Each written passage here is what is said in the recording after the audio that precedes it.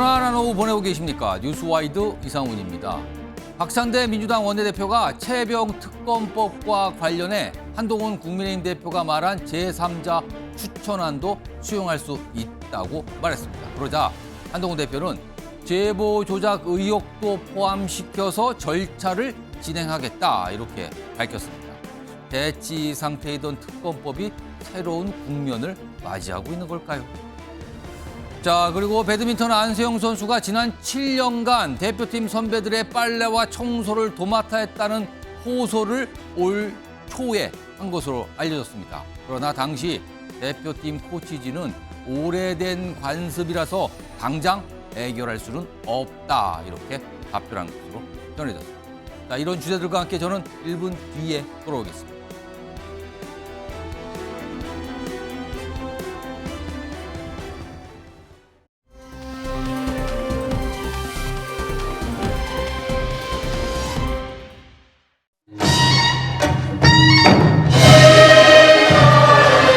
민나라가 1948년에 건국했다는 이는 단 헌법적이고 일제의 강점을 합법화시키는 핑계일 것입니다.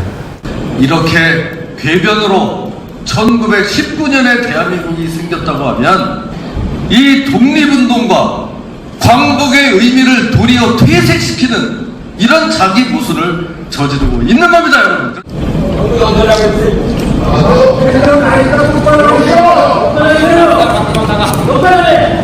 도대체 이런 경사스러운 날 이게 뭐 하는 짓인지 모르겠습니다.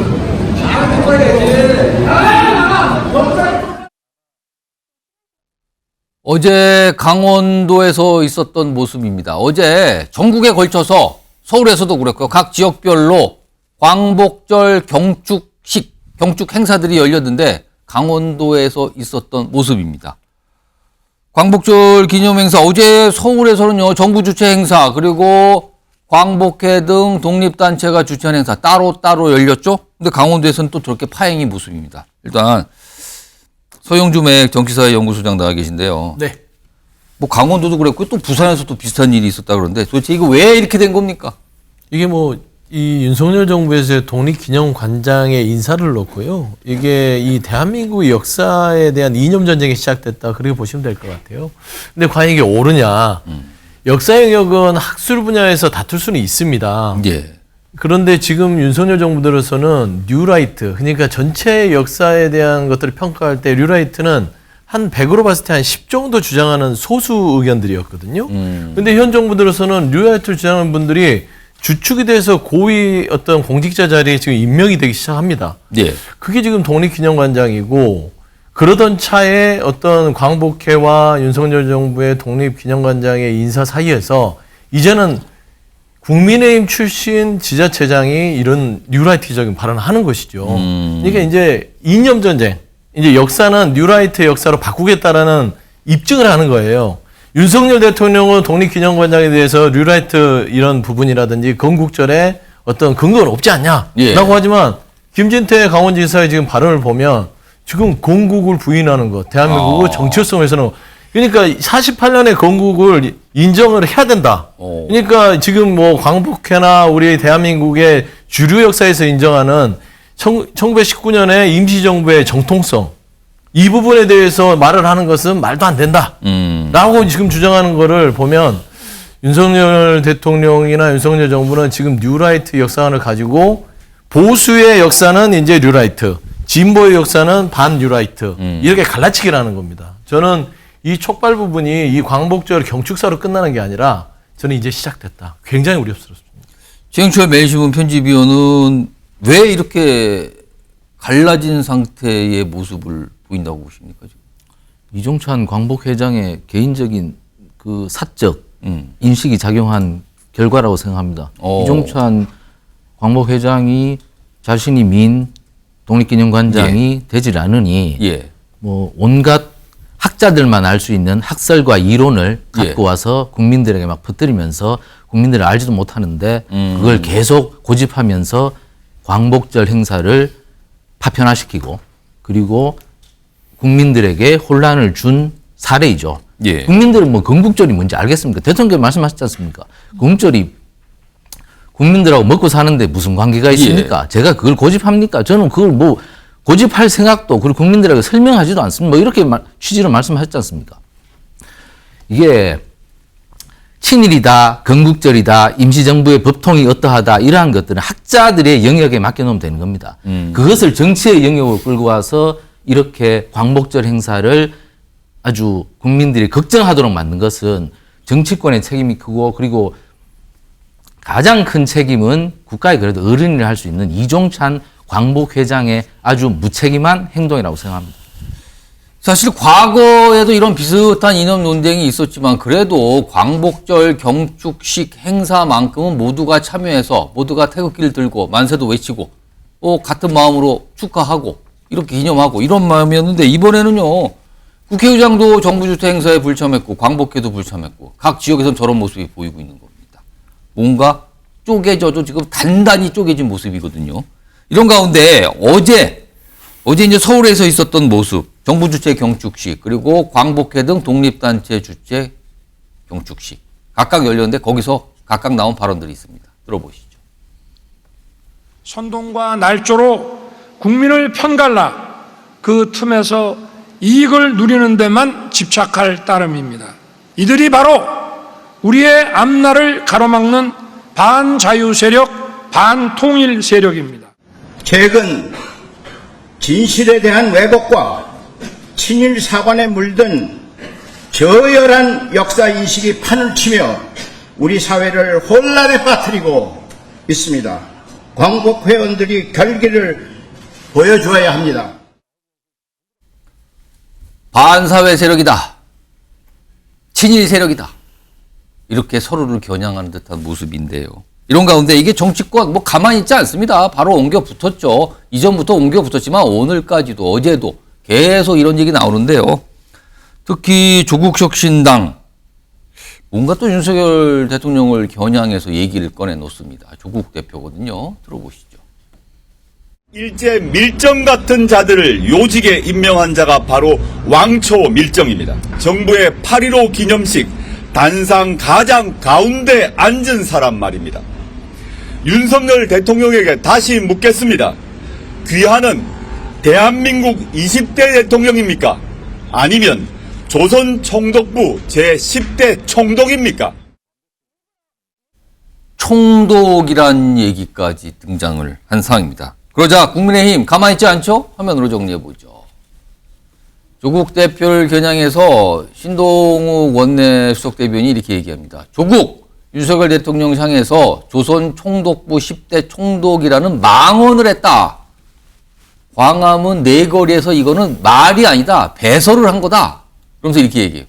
총독부 치하라고 생각한다면 평양이나 만주로 떠나는 게 어떻겠습니까? 평양이나 만주로 가세요. 그렇게 얘기할 거면 이렇게 반응을 보입니다. 홍석중 전 국민의힘 의원 나와 계신데요. 네. 조국 대표 윤석열 대통령을 겨냥해서 10대 총독이라는 표현을 썼습니다. 조국 대표 말처럼 윤석열 대통령이 지금 10대 총독이면 조선 총독부 총독이면 예. 조국 대표는 지금 국회의원이기 때문에 뭐 참의원입니까? 그리고 뭐 왕밀정이라면은 뭐 잔챙이 밀정입니까? 그러니까 참 국가 원수에 대해서 대통령에 대해서 비판은 물론 할 수 있지만 예. 정말 저런 말도 안 되는 정치 선동을 무차별적으로 하는 것은 정말 그 북한의 오물폭탄보다 더 못한 말폭탄이라고 생각을 하는데 저는 좀 이제 우리 대한민국이 1인당 GDP도 일본에 앞서고 또 지금 1년에 우리나라 국민들이 한 770만 정도 일본에 가고 또 한 270~80만 정도 일본 분들이 방한을 하고 있는 이런 상황에서 좀 우리 대한민국이 좀 자신감을 좀 더 가져야 되는데 아직까지도 이런 친일 논쟁을 하는 게 정말 너무너무 안타깝습니다. 잘하신 것처럼 우리 대한민국 헌법에도 임시정부의 법통, 예. 즉 군주제가 아닌 국민주권의 자유민주주의를 채택을 하고 있고 그 법통을 개성하고 그리고 해방 이후에 1948년 이제 정부가 수립된 이런 어떤 역사를 모두 다 지금 현재 인정을 하고 있고 특히 1998년 김대중 대통령이 취임을 하면서 제2건국운동을 하지 않았습니까? 그때 김대중 대통령의 그 경축사에 50주년 건국을 맞이해서 건국운동을 한다 이런 어떤 표현도 했습니다. 이제 좀 우리 대한민국이 정말 대한민국을 넘어서 이런 선진국으로서 이런 좀 더 자신감을 있는 이런 어떤 자세를 보여야 되지. 아직까지도 이런 어떤 친일 타령으로 정치 선전을 하는 것은 정말 저는 구태에 의한 그런 모습이라고 보여집니다. 신현영 전 민주당 의원도 나와 계신데요. 그러니까 총독입니까라고 비난을 하고 그에 대해서 그럴 거면 만주나 평양으로 가세요라고 받아치는 상황입니다. 어떻게 보셨습니까? 지금 22대 정치 국회의 상황을 예. 단명적으로 보여주는 그런 사례라고 볼 수 있는데요. 정말 서로의 말이 극과 극에 달했다라고 생각이 드는데 그럼에도 불구하고 윤석열 정부의 친일 행보에 대해서는 상당히 국민적으로도 우려가 많습니다. 단순히 이번 강복절 그리고 김영석 장관의 관장의 임명뿐만 아니라 이전에도 홍범도 흉상 이전 건이나 아니면 사도 광산 유네스코에 대한 강제 노동에 대한 부분을 어떻게 약화시키는 그런 우리나라의 입장이 상당히 이 우리 일제강점기 시대에서의 그 핍박받고 희생당한 그런 독립운동가들과 우리 조상들에 대해서 제대로 그 정신을 기리고 있는 것이 맞느냐에 대한 비판에서 자유로울 수 없다라고 생각을 하고요. 특히 조선 총독부 45년까지 9대 총독이 나왔기 때문에 그 다음 총독에 대한 10대 총독이라고 조국 장관이 표현을 한 것도 조금은 극단적인 표현이라고 하지만 그럼에도 불구하고 한일 관계에 있어서 우리가 명확하게 사과받을 거 그리고 일본이 아직까지 인정하지 않는 부분에 있어서는 광복절에 더 그런 것들을 요구하고 그러면서 성과를 일으키는 그런 방식으로의 대통령의 메시지가 나왔어야 되는데 그렇지 않았다는 거에 대한 상당한 아쉬움이 있고요. 실제로 보면은 이번 이렇게 우리가 이념 정쟁을 정치권에서 하게 되면 일본만 좋은 일입니다. 일본에서 지금 광복절에 야스쿠니 신사 참배했고 또 우리 기시다 총리가 나의 그 정치적 성과는 한일 관계 개선이지 않냐라고 하면서 정치적으로 한국이 그런 이용을 당하는 메시지로서의 그런 지금 하나하나의 모습들을 보면서 대한민국이 정정당당하게 왜 일제강점기에 대해서 문제의식과 사과 발언에 대해서 여전히 이때까지 계속했던 방식으로의 그런 주장을 윤석열 정권에서만 굳이 그 턴을 하고 있는지에 대해서 사실은 공감하지 못한다는 말씀을 드리겠습니다. 어제 모습이었습니다. 서울뿐만 아니라 각 지역에서 저런 모습이 나타나 있었습니다.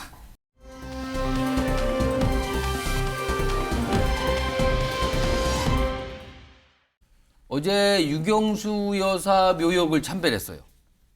그러면서 어머니의 역할을 해주신 기억 지금도 있지 않나 이런 내용이었고요. 사진으로 좀 남겨있죠. 그리고요 박근혜 전 대통령과 전화통화도 했다는 내용도 알려졌습니다. 힘이 돼줘서 감사하다. 국정운영 주관하고 싶다. 이렇게 요게 광복절 그 전날 이렇게 모습이 있었는데요. 최경철 위원 일각에서는 저 내용이 알리자 나오는 해석은 이거 보수층을 좀 무식한 거 아니냐 이런 해석도 좀 있었는데 근데요 가만히 생각해 보면 국립묘지를 찾은 건데 최근에 정부의 여러 가지 발언이나 여권의 정치인들 보면은 왜 이승만 전 대통령 묘역은 참배하지 않았을까요?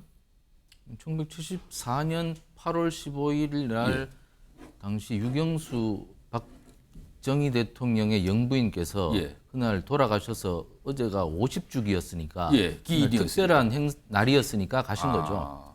그러니까 이승만 대통령하고는 사실 어제는 광복절이었으니까 이승만 대통령하고 특별히 관계가 없는 날이죠. 자꾸 광복해서 이승만 대통령을 끌어들여서 1948년 8월 15일을 자꾸 얘기하는데 대통령께서는 1945년 8월 15일을 기념하는 날이라고 말씀하시고 그리고 행사를 진행하셨죠. 그리고 1974년 8월 15일은 유경수 여사께서 북한의 지령을 받고 밀봉 교육을 받은 문세광의 흉탄에 의해서 서거하신 날이기 때문에 그날도 우리 국민들께서 알아야 되겠다. 그래서 가신 것이죠. 역사를 조명하고 그리고 역사에 대해서 국민들에게 설명할 의무가 대통령께서 있으니까 거기 가셔서 이런 역사가 1974년 50년 전에 있었다. 북한이 이렇게 흉폭한 집단이다. 그러니까 어제 대통령께서도 북한 정부에 대한 얘기보다는 북한의 국민들이 먼저 변화해서 통일을 이룰 수 있다. 예. 이렇게 말씀하셨지 않습니까? 아. 그러니까 그 50년 전에 북한이 어떤 짓을 했는가를 잘 설명하는 기회였다고 생각합니다. 그러니까 그 맥락과 어쨌든 광복절 경축사인데 주로 이제 북한과 관련해서 그래서 뭐 통일 독트린 이런 표현이 좀 등장을 했잖아요. 뭐 이런 내용과 맥락이 좀 닿은 거 아니냐 이런 논평을 좀 해주셨습니다. 자, 어제 있었던 상황이고요. 뭐 정치권이 이 얘기 가지고 오늘도 막 얘기 참 많이 하더군요.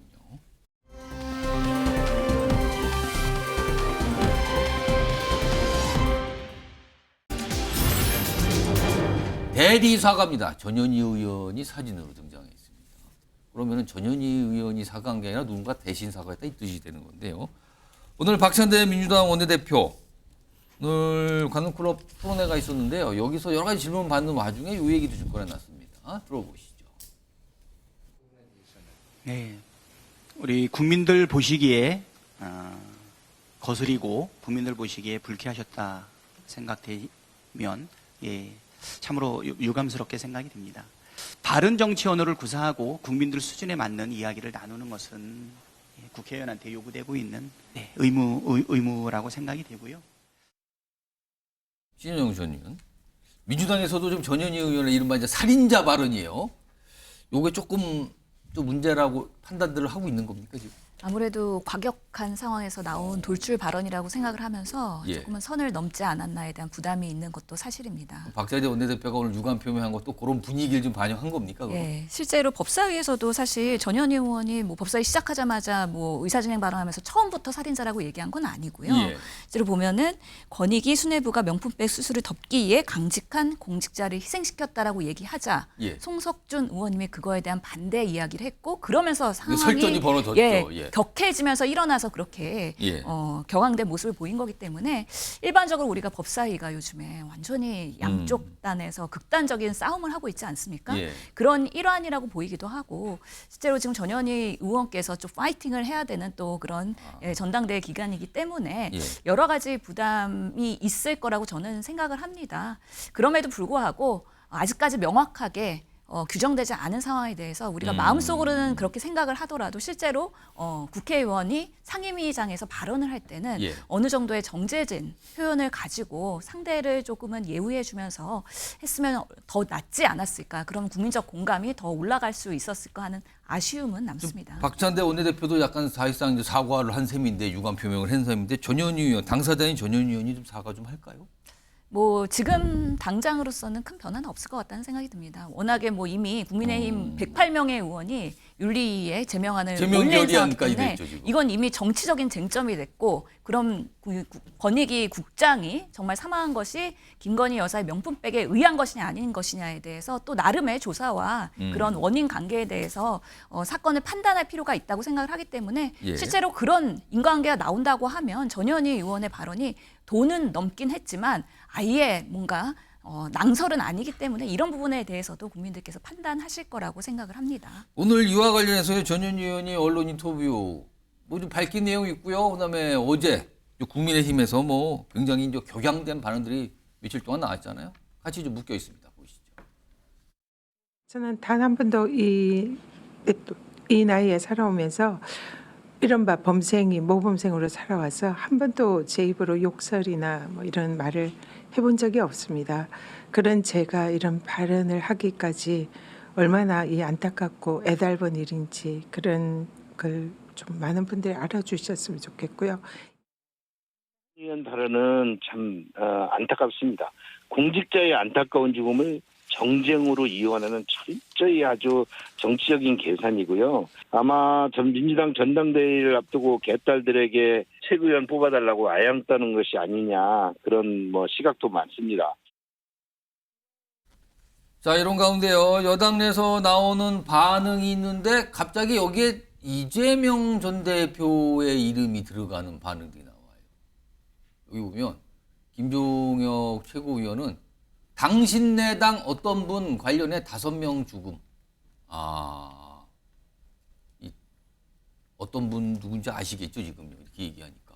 그분은 그러면은 연쇄 살인자냐는 말 목까지 차오른다. 그리고요, 강명규 의원. 이재명 전 대표 주변 5명 사망입니다. 이재명은 5명의 살인자입니까, 그럼? 그렇게 따지면요. 이렇게 또 반응이 나옵니다. 홍석준 전 의원님. 이거 전현희 의원이 뭐 김건희 여사 살인자 이 발언이었단 말이에요. 이 발언이 오히려 또 이재명 대표의 과거의 어떤 이런 상황을 또 소환시키는 거 아닙니까, 괜히? 그러니까 전현희 의원이 그 개딸들과 이재명 대표를 굉장히 좀 화나게 할 것 같아요.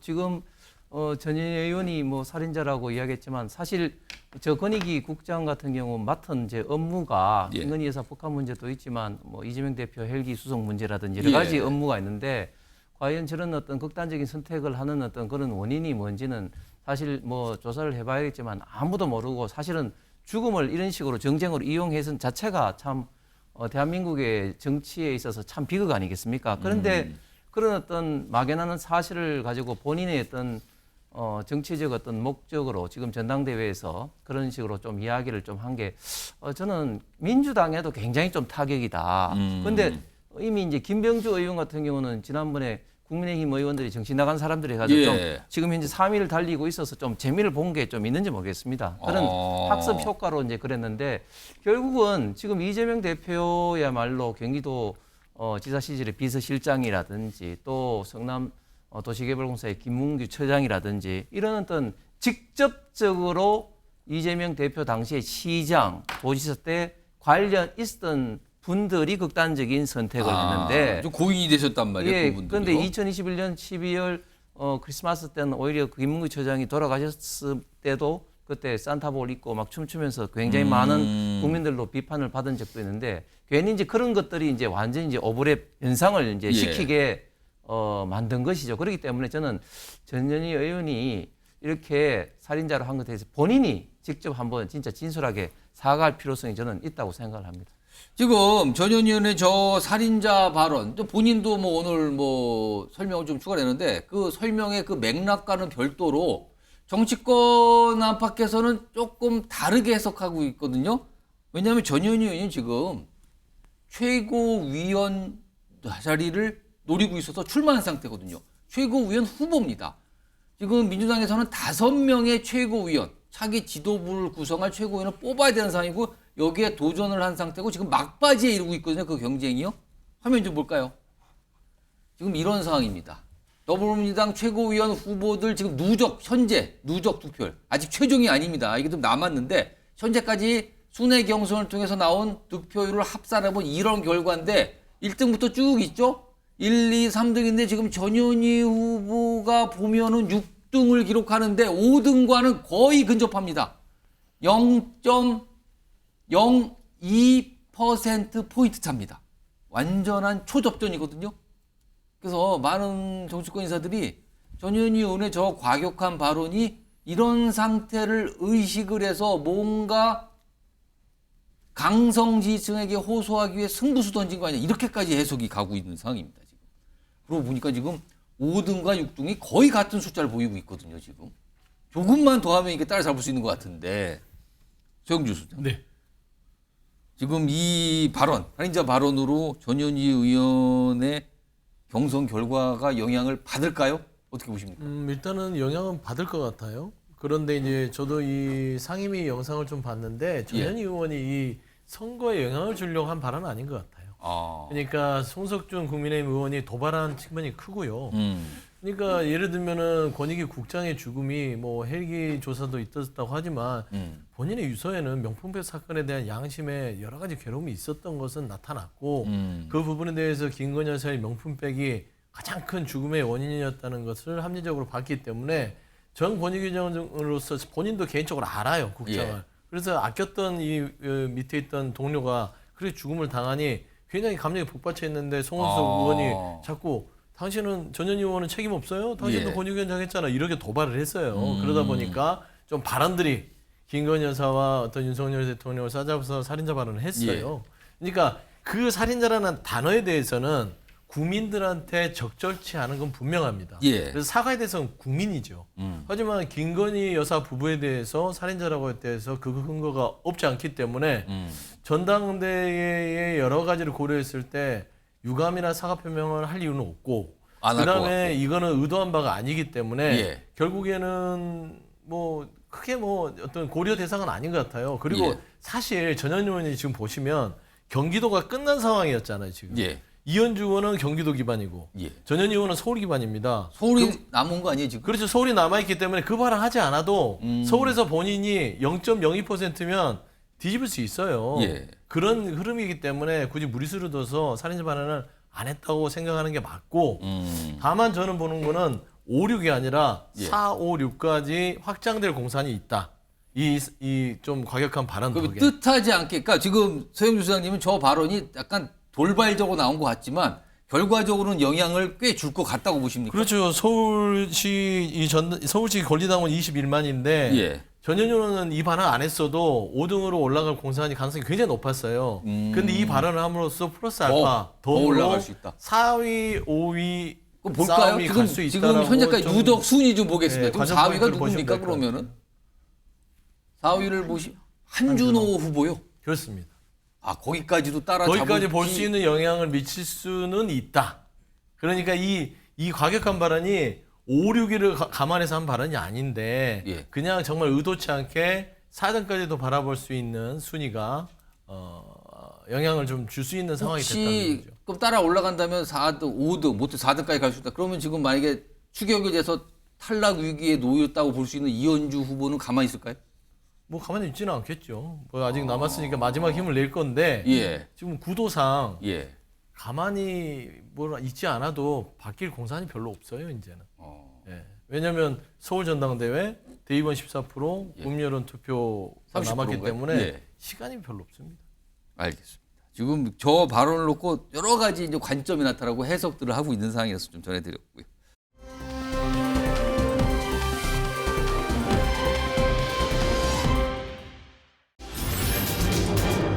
의견 일치일까? 물음표가 찍혀 있죠? 뭔가 의견이 같은 것 같기도 하고 가만히 보면 아닌 것 같기도 하고 그렇단 말이에요. 박찬대 민주당 원내대표 오늘 중요한 얘기 참 많이 내놨는데 이 얘기도 꺼내놉니다. 최혜병 특검법과 관련해서 뭔가 국민의힘에서 나오는 그 내용을 받아들이겠다는 얘기를 꺼내놉니다. 들어보시죠. 순직 해병의 억울함을 풀고 외압의 진실을 밝힐 수만 있다면 민주당은 한동훈 대표가 언급했던 제3자 추천안도 수용할 수 있습니다. 한동훈 대표가 집권여당 대표답게 국민과의 약속을 지켜서 특검안을 신속하게 제출하길 바랍니다. 민주당은 열린 자세로 토론과 협의에 응할 준비가 되어 있습니다. 자, 저렇게 나왔어요. 그러니까 지금까지 한동훈 대표가 그동안 주장했던 제3자 추천, 뭐 예를 들어 대법원장이 특검을 추천하는 이 특검법에 대해서 수용할 수 있다라는 얘기를 꺼내놓은 거예요. 민주당에서 굉장히 어떻게 보면 전향적인 입장이 처음으로 공식적으로 나온 거거든요. 이에 대해서 한동훈 대표 반응이 있습니다. 그래서 첫 번째 반응 보시죠. 최혜병 특검, 제보 공작 의혹 등을 포함해서 필요한 절차 진행하겠다. 수용을 했어요. 필요한 절차 진행하겠다. 근데 제보 공작 의혹 등이라는 게 새롭게 좀 들어간 것 같아요. 조건을 단 건가요? 어떻게 된 건가요? 최영철 위원. 네. 제보 공작 의혹까지 언급하면서 필요한 절차 진행하겠다. 제3자 추천안 그거 진행하겠다는 거지만 조건을 단 것 같기도 한데 이건 어떻게 될 것 같습니까? 그러면 지금 민주당은 오늘 최상병 특검법을 제3자 추천 방식으로도 받겠다고 한 것은 예. 지금 대통령께서 오늘도 25만 원 지원법 그리고 노란봉투법 전부 거부권 행사하셨죠. 그렇습니다. 그러니까 대통령의 거부권에 막혀서 민주당의 지금 입법 폭주가 전혀 먹히지 않고 있거든요. 민주당 입장에서는 최상병 특검법이라도 빨리 법률로 입안하여서 자신들이 원하는 정치적 목적을 실현하고 싶은데 당장 한동훈 대표도 비슷한 취지의 말을 이미 약속을 해놨으니 예. 최상병 특검법은 통하지 않겠느냐 이런 조금 자신들이 불리한 측면도 있지만 약간 타협책을 그렇습니다. 내놓은 타협안을 절충안을 예. 갖고 가는 것 같습니다. 그런데 제보 공작 의혹 등까지 요거까지 논의를 해서 뭐가 조건이 들어간 것 같아요. 그러니까 이건 제보공작 의혹은 약간 민주당에 불리한 가능성이 큰 거죠. 이 제보공작 의혹이 뭐냐 하면 예. 해병대 전역자 출신들이 임성근 전 해병 1사단장을 구명하기 위하여 단체 대화방을 만들어서 거기에서 구명 논의를 하였다. 예. 그것은 임성근 사단장을 위한 것이었고 임성근 사단장도 어느 정도 알고 있었다는 뭐 이런 취지의 최근에 나온 녹취록 그렇죠. 말씀하시는 그런 거죠? 취지의 내용이 나왔고 그리고 그것이 일부 방송에 보도까지 됐었죠. 그러니까 임성근 사단장 입장에서는 좀 불리한 것이고 그리고 또 임성근 사단장이 그 혐의뿐만 아니라 지금 물론 무혐의로 송치되지는 않았습니다만 공수처 조사를 받고 있기 때문에 다양한 로비를 통해서 이렇게 움직인 것만 봐도 임성근 사단장한테 굉장히 큰 죄가 있는 것처럼 민주당에서는 계속 얘기를 해왔고 이 부분에 대해서 이 사주 의혹까지 나온 것으로 보이는데 근데 국민의힘 입장에서는 또 권성동 의원이 적극적으로 얘기했죠. 이 제보 사주 의혹은 예. 민주당이 사주한 것이다. 결국에는 이 부분을 강하게 조사를 하여서 예. 결국 이 부분에 대한 진상도 밝혀야 된다. 근데 이 부분은 또 새로운 의혹을 또 불러일으키고 있는 것이죠. 예. 그렇게 된다면 제3자 추천 방식의 특검법 그리고 제보 사주 의혹까지 갖다 붙인 특검법은 예. 서로 의견이 안 맞아서 갖고 가기 어려운 것 아닌가. 결국 한동훈 대표는 그것을 노리고 이 사족을 붙인 것이죠. 결국에 최상병 특검법은 당내에서도 국민의힘 내부에서도 이것을 동의하기 어려울 겁니다. 그렇기 때문에 한동훈 대표의 고육책이고 그러나 민주당은 또 절충안을 받은 것인데 저는 결국엔 이것조차 합의가 되지 않을 것이다. 결국 최상병 특검법은 예. 국회 문턱에서 넘지도 못하고 그리고 여야 간 합의도 하기 어려울 것이다. 이렇게 예측합니다. 그러니까 수용하겠다, 진행하겠다 그런 상황에서 뭔가 조건이 붙는 듯한 말이 나오니까 이게 또 잘 되겠나 또 이렇게 나오는 거거든요. 이런 가운데 오늘 한동훈 대표의 입장에 대해서 박상대 원내대표가 또 반응을 보였고요. 앞서서 한동훈 대표가 계속한 얘기들이 있습니다. 들어보시죠. 그리고 당에서 절차가 있습니다. 이 과정에 대해서 제가 이 제3자 특검법을 내므로써 여러 가지 돌파구가 이미 생겼다고 생각합니다. 그 이후에 상황이 여러 가지 변했고요. 그 과정에서 당내 우리 민주적인 절차를 통해서 토론해 보겠습니다. 제가 당내 설득을 해갔다고 말씀드렸고 제 입장은 달라진 건 없습니다. 당내 절차를 통해서 제가 당대표로서 차분하게 설명드리겠다. 제 입장은 달라진 게 없습니다. 오늘 한동훈 대표께서 주요한 결단을 내포한 이야기를 하신 것 같은데 진심으로 환영을 합니다. 아마 이 발언을 하신 지가 오래되셨기 때문에 아마 결단만 하면 아마 바로 내지 않을까 생각이 되는데요. 법안을 내주시면 저희가 법사위에 같이 상정해서 통합해가지고 심의하고 국민이 바라는 대로 협의를 이끌어내면 참 좋을 것 같습니다. 한동훈 대표님 화이팅! 빨리 내주십시오. 굉장히 이례적인 모습이에요. 화이팅! 법안 빨리 내주세요. 근데 약간 조건이 붙은 듯도 하고요. 그리고요, 한동훈 대표 또 이런 반응도 보였습니다. 화면에 있습니다. 민주당 위헌적 특검법안 저지되자 더욱 위헌성 강해진 특검법안을 이미 제출했다.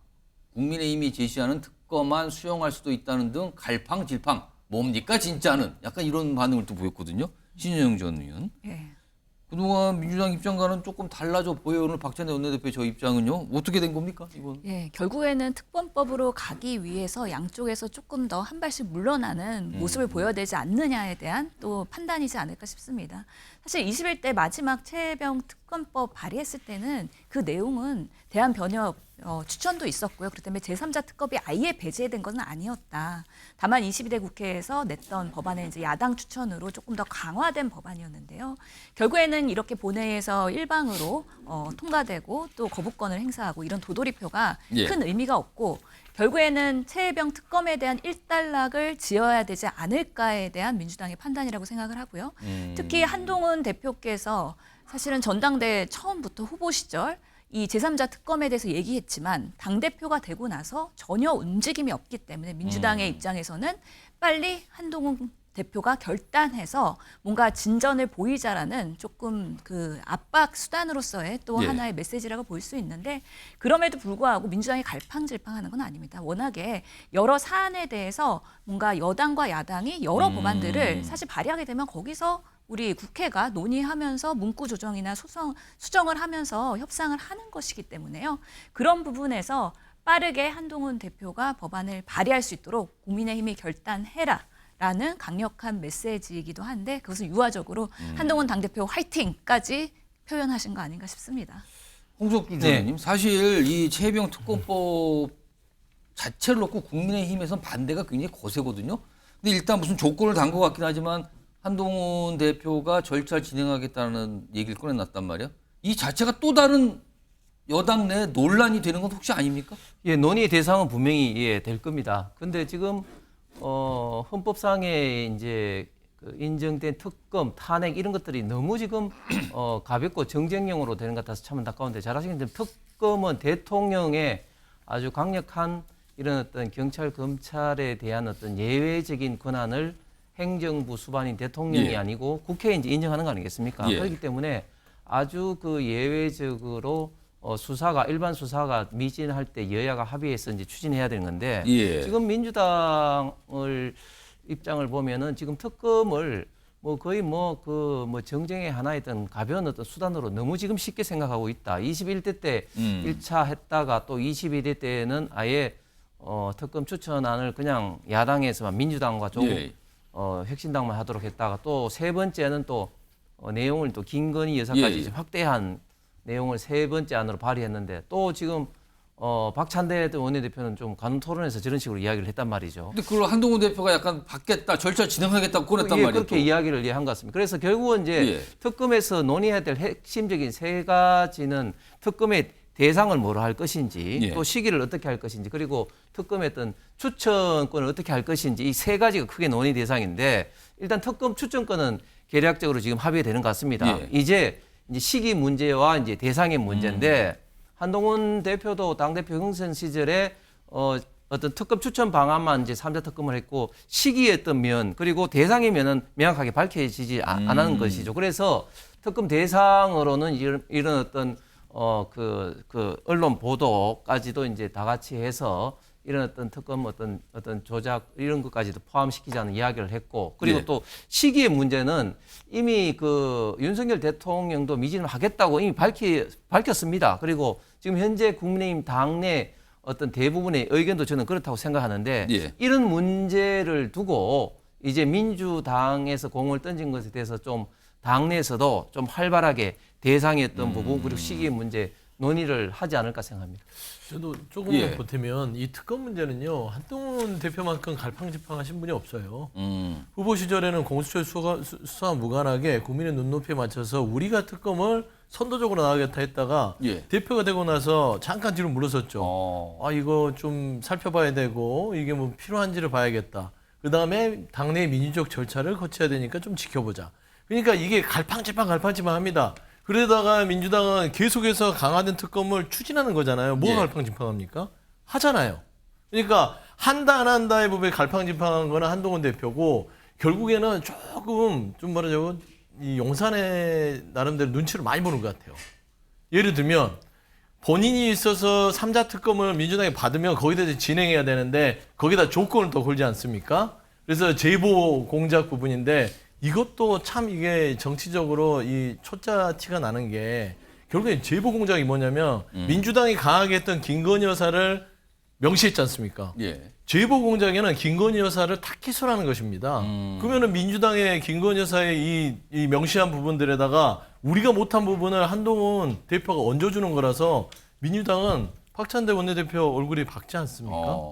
고마울 따름이에요. 그래서 빨리 본인이 약속한 국민과의 특검 예. 추진하는 것들이 한동훈 대표의 향후의 정치력에 큰 기준점이 될 것이다. 지금 보시면요, 이 최혜병 특검법과 관련해서 박창대 원내대표 그리고 한동훈 대표는 각각 타협책을 서로 얘기한 것 같거든요. 근데 문제는요, 각 당에 굉장히 강한 목소리를 내고 있는 분들, 그분들은 뭐라고 할까요? 민주당의 강성 목소리, 그리고 국민의힘 내에서 특검법 자체에서 굉장한 거부를 갖고 있는 목소리. 과연 그분들은 또 어떤 반응을 보일까요? 아직은 지금까지는 그 반응은 나오지 않은 상태입니다. 이거 역시 좀 기다려봐야 될 것 같습니다.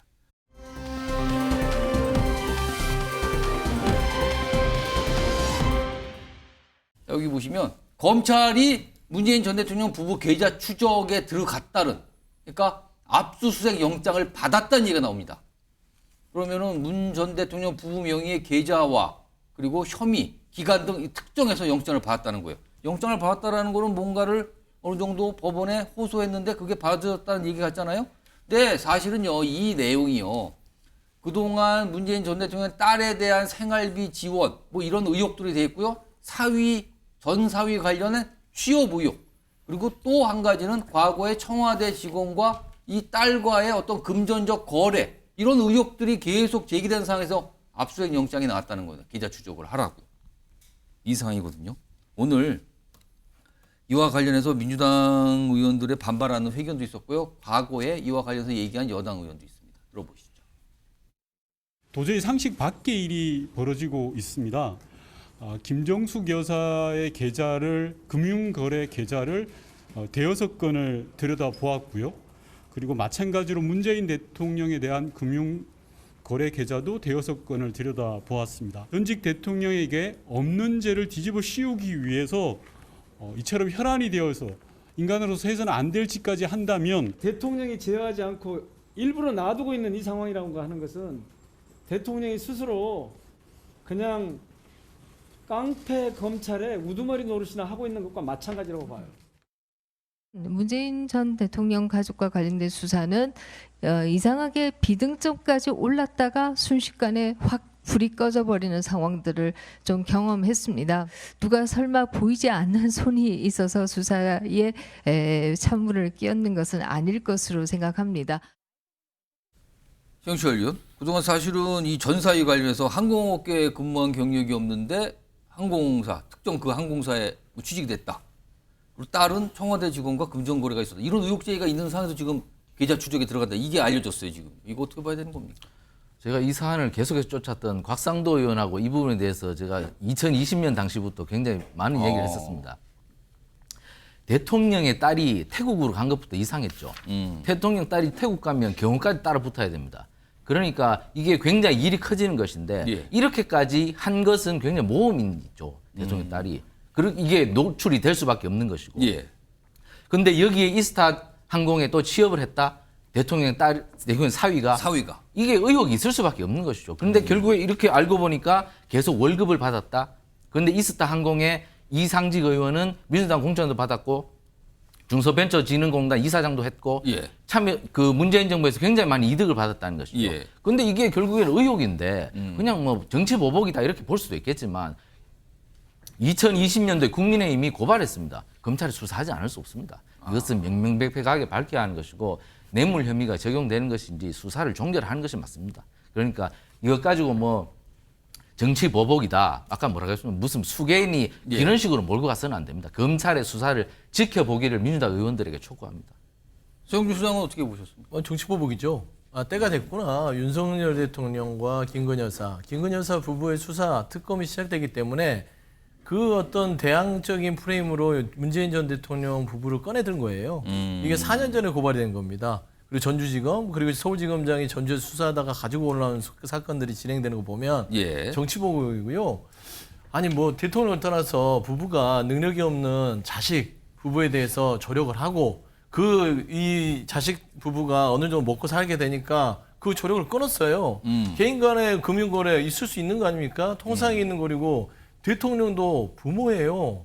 자식이 돈 못 벌면은 조력할 수 있는 거 아니겠습니까? 그러니까 그런 그림을 그리는 겁니다. 그리고 이상직 이스타항공 그 부분에 대해서는 범죄 혐의는 별도로 하더라도 2020년 국회의원 공천받을 때는 이해찬 대표 시절이에요. 이거 문재인 전 대통령하고는 관계도 없을 뿐더러 중진공 이사장 뭘 했다 이스타항공 그 본인이 회사를 설립한 거예요. 그러니까 그 이상직 전 의원이 판단해서 서모 씨라는 사위를 채용을 했든 안 했든 간에 그게 어떤 친분이 있더라도 이게 뭐 어떤 권력에 대한 압박이라든지 어떤 서로 간에 뭐 권력을 나누면서 대가성으로 했다. 그냥 소설을 쓰는 것이다. 그래 맞습니다. 자, 이 또 새로운 약간 여야의 전선이 또 등장한 것 같기도 합니다.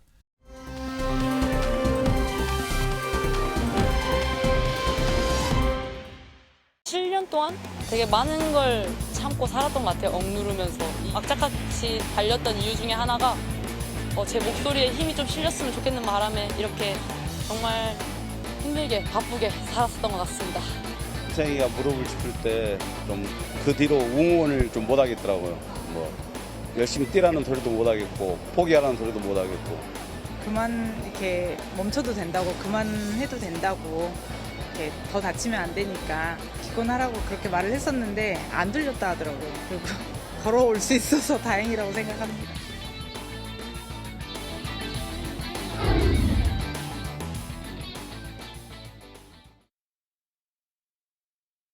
자, 배드민턴 안세영 선수가 문제를 제기해서 시작된 여러 가지 논란. 지금 이거요. 그치지 않고 계속되고 있는데요.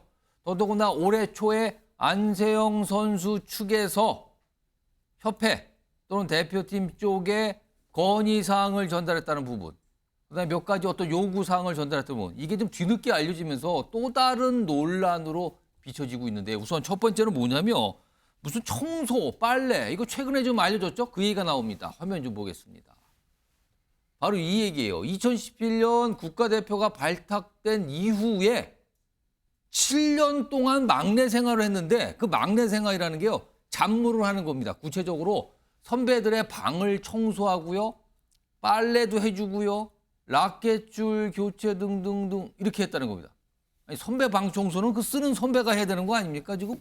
근데 이런 얘기까지가 올 초에 안세영 선수 측에서 약간 문제 제기를 하면서 이런 거는 좀 개선해야 되는 거 아닙니까? 하는 얘기를 꺼냈다는 거예요. 지금 보면은 안세영 선수 측에서 일과 후 휴식 필요한 상황에서 이런 잡무로 인해서 피해를 봤다.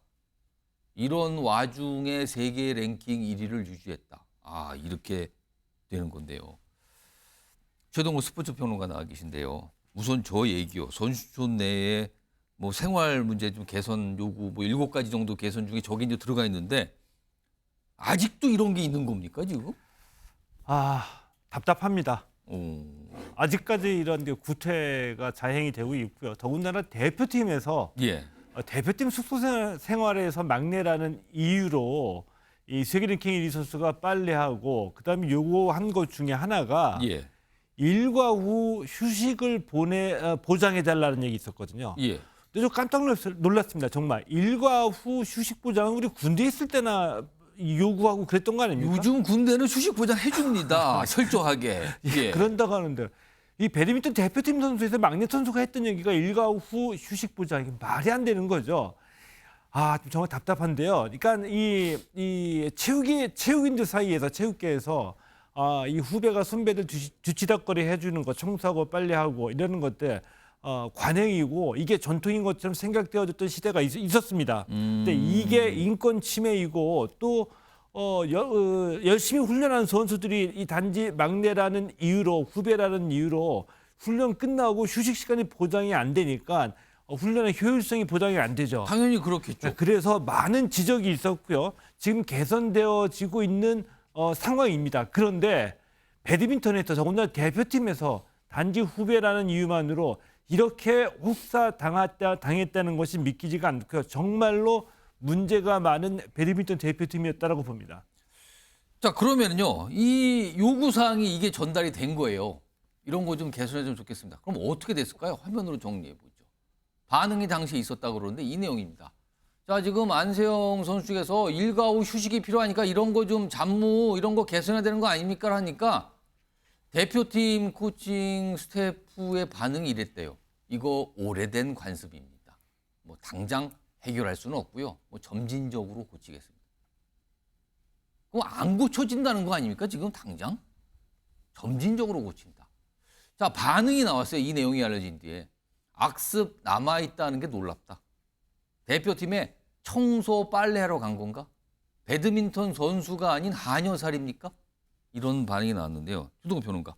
이거요. 비단 배드민턴 선수들 사이에만 있지 않고 다른 종목도 혹시 그런 거 아니야? 이거 강한 의심이 들 수밖에 없거든요.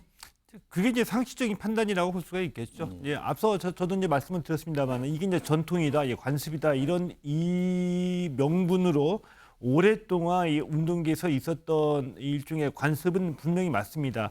그래서 많은 지적이 있었고요. 인권 침해이기 때문에 개선하자는 요구만 있었거든요. 이제 그럼에도 불구하고 아직까지도 적지 않은 종목 또 적지 않은 팀에서 이런 관습이 자행되고 있는 것으로 판단이 되어집니다.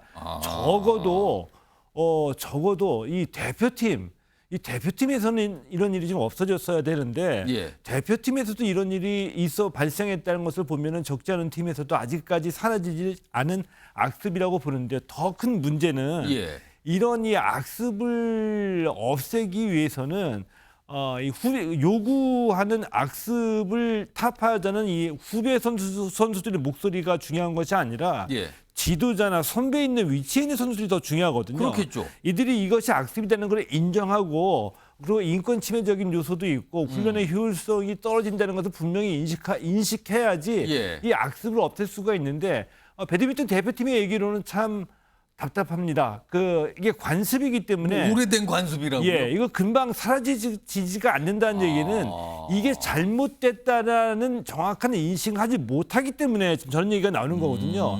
자, 그래서 뭐 어떤 강제적인 어떤 규정 개정이나 어떤 뭐 지침으로 개선할 수도 있겠지만 그보다 더 좀 답답하게 느껴진 것은 인식의 한계가 10년 전, 20년 전에서 한 발짝도 더 나가지 못했다는 점, 이 점이 정말 안타깝게 느껴지죠. 안세영 선수가 파리올림픽에서 금메달을 딴 뒤에 뭔가 작심 발언했죠. 당시에는 뭔가 좀 불만이 있는가? 여러 가지 뭐 스폰서 이런 것 때문에 그런가? 했지만요. 시간이 지나고 보니까 이런 것들이 켜켜이 쌓여 있었던 것 같습니다. 지금 아까 이 선배들의 방청소, 뭐 빨래 이러는데 이게 다른 종목에서는 어떤 선수들이 본인이 선배들인데 이런 거 내가 안 시켰다. 없애려고 노력했다. 뭐 이런 반응까지 좀 다시 좀 회자되고 있는 상황입니다. 그런가 하면요. 올해 초 지난 1월에 안세영 선수 측에서 협회 측에 건의서를 전달했는데 거기에 참 많은 내용이 담겨 있었다고 이게 최근에 보도를 통해서 나오고 있는데요. 특히 아까 이 청소하고 좀 비슷한 맥락인데요. 막내 선수가 어디 외출 좀 한번 하려면 대표팀에서 이제 훈련 받다가 외출 좀 한번 하려면 선배들한테 1번부터 끝번호 선배까지 다 확인을 받아야 된다. 가서 나가겠습니다. 외출합니다라고. 아니 그냥 대표적으로 누구한테 한번 얘기하고 나가면 되는 게 아니라 다 일일이 찾아가서 이른바 신고를 해야 된다. 이런 얘기가 나오는데 이건 뭡니까 도대체? 그게 우리가 옛날식으로 얘기를 하면은 이제 군기가 세다라고 얘기를 하고요. 또 위계 질서가 확실하다라고도 얘기를 하는데 대표적인 이 비효율적인 요소이죠. 예. 이런 것들을 벗어내고 이 체육계도 좀 환골탈태해서 새롭게 시스템 건설하고 선수들의 인식을 좀 새롭게 바꿔나가자는 얘기를 계속 논의 중인데도 답답하게 보이는 정말 배드민턴 대표팀에 보이지 않는 곳에서의 코치 얘기대로 한다면 이런 관습이 여실히 좀 드러나고 있는 거거든요. 막내 선수고 후배 선수가 외출할 이유가 있다. 외출 못할 이유는 없다라고 보는데요. 허가를 받아야 된다고 한다면 이 코치나 최국찬 선수에게 알려주면 되잖아요. 그럼 뭐 간단한 거 아닙니까? 근데 이것을 구태여 이 선배 모두에게 일일이 다 얘기를 하고 허락을 받아야 된다는 얘기는 이게 쓸데없는 어떤 위계 질서를 통해서 권위를 세우다는 얘기인데요. 예. 이런 쓸데없는 위계 질서를 통한 권위야말로 과거 잘못된 삐뚤어진 전통 속에서 우리가 얼마나 비효율 속에서 많은 이 청춘 선수들이 눈물을 흘리고 고통을 느꼈던 그런 대표적인 어떤 제약이자 구석이라고도 볼 수가 있죠. 이런 게 아직까지도 지켜지지 않고 대표팀에서 벌어지고 있었다는 게 참 안타깝습니다. 그런가 하면요. 이 포상금 얘기도 좀 그 건의서에 좀 있었다고 보도를 통해서 알려지는데요. 화면을 정리해 보죠. 바로 이 내용입니다. 그러니까 국제대회 같은 나가서 이제 이기잖아요. 그러면 좀 포상금이 지급되는데 지금 안세영 선수가 보니까 뭐 아시안게임, 항저 아시안게임 2관왕, 선수권대회 금메달. 그럼 일단 요것만 치면 3개예요. 금메달이. 근데 특별 포상금으로 총 1,300만 원이 지급이 되는데 체육회의 지원 포상금이 500만 원 빼면 800만 원이 메달 3개에 대한 포상이다. 본인이 무릎을 꿇고 얻은 포상금이 세금 다 빼면 1,000만 원 정도 최고의 격려라고 생각하시냐. 이게 지금 안세영 선수 부모가 배드민턴 협회 요 면담 통해서 이런 내용을 전달했다고 그러는데요. 아니 뭐 종목마다 뭐 여러 가지 뭐 사정이 있을 거예요. 근데 세계 랭킹 1위 정도 그리고 저렇게 메달을 다수 땄을 때 포상금이 저 정도입니까 보통? 좀 작은 편에 속하죠. 이 협회의 사정에 따라 포상금 차이가 많이 나거든요. 일단 우리가 정확하게 이제 구별을 할 필요는 있는데 이제 올림픽이나 아시안 게임 또 세계 선수권 대회에서 메달을 따게 되면 우리가 흔히 얘기하는 연금이라고 있죠. 예. 연금은 이제 포인트제로 운영이 되는데 일정한 포인트를 따게 되면은 이제 연금이 지급이 되고요. 이와 별개로 일회성으로 일시에 지급되는 것이 이제 포상금입니다. 지금 그 내용이에요. 예, 이제 그 내용인데 이 포상금은 협회에 따라 액수의 차이가 많이 있죠. 자, 그런데 배드민턴 협회와 관련해서 이 안세영 선수가 지금 이 불만을 토로한 건데 지난해 안세영 선수가 항저우 아시안 게임에서 이제 금메달 2개, 그 세계 선수권 대회에서 금메달 1개 했었거든요. 세전 금액으로 1,300만 원 받았고 이 1,300만 원 중에서 500만 원은 이제 체육회에서 지원을 해준 금액이 있기 때문에 그러니까 배드민턴 협회가 아니에요. 그건 체육회 차원이에요. 체육회도 지원해줬기 때문에 배드민턴 협회는 800만 원을 준비해서 받았다 이 얘기입니다. 자, 그런데 선수로서는 불만이 클 수밖에 없죠. 그런데 이 회장이 재벌그룹 출신의 회장이라서 재정적으로 여유가 있다.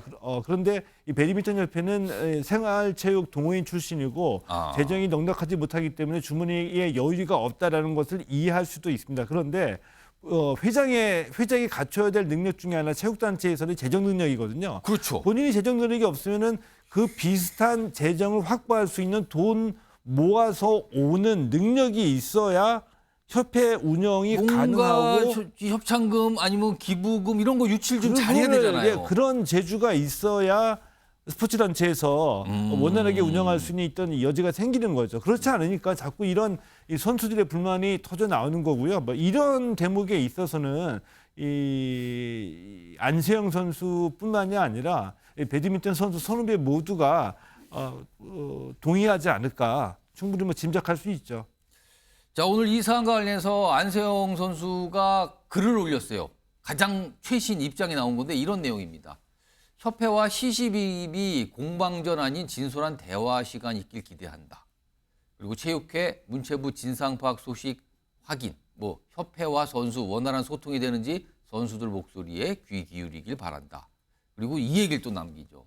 누구도 나서지 않으면 아무것도 바뀌지 않을 것이기에 두렵지만 나섰다라고 설명까지 내놓고 있습니다. 소통하길 원한다, 대화하길 원한다 이런 입장인데 이런 가운데 오늘 배드민턴 협회가 진상조사위를 꾸려서 오늘 첫 회의를 지금 아마 한 걸로 좀 알려지고 있거든요. 일단 뭐 비공개 내용인데 근데 문체부가 이 진상조사위 구성에 대해서 문제 제기를 했네요.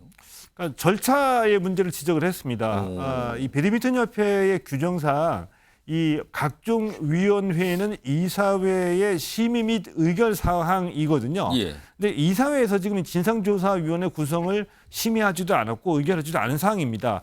단 이 전제 조건이 이 예외적인 사항이 긴급하거나 이제 경미한 사안일 때는 회장이 임의로 이 위원회를 구성할 수 있고요.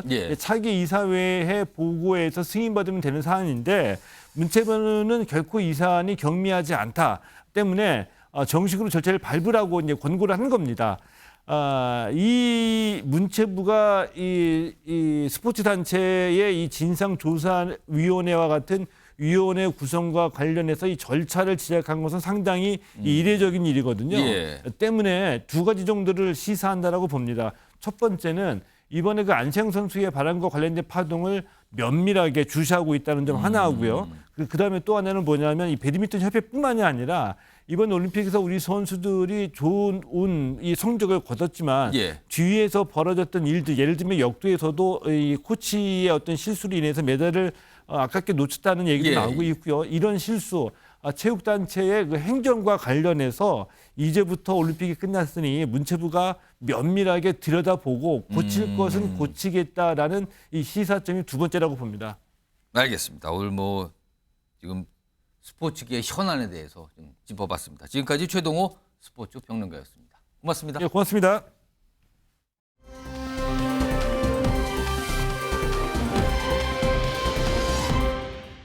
이재명 파리 무리들 뿌리 뽑겠습니다. 이재명 대표로 팔아 권력 실세 놀이를 하고 있는 암덩어리 명파리를 잘라내야 합니다. 정봉주의 사태가 아닌 정봉주가 정봉주! 이런 왜곡 관련자들에 대해 여야 구분 없이 사면을 주요 대상자로는 김경수 전 경남도지사. 친문이 친문한 거죠 뭐. 윤석열 대통령은 기본적으로 친문이시니까 예. 친문의 적자인 김경수 지사를 어떻게 죽이겠습니까? 눈에 밟혀서 이제 살려주신 거죠. 김경수 전 지사 문제는 직간접적인 여러 루트를 통해서 지속적으로 복권을 요청드렸던 바가 있습니다. 이재명 대표께서 김경수 전 지사와 정경심 교수에 대해 사면 복권했으면 좋겠다라는 의견을 저한테 전달해 주셨고요.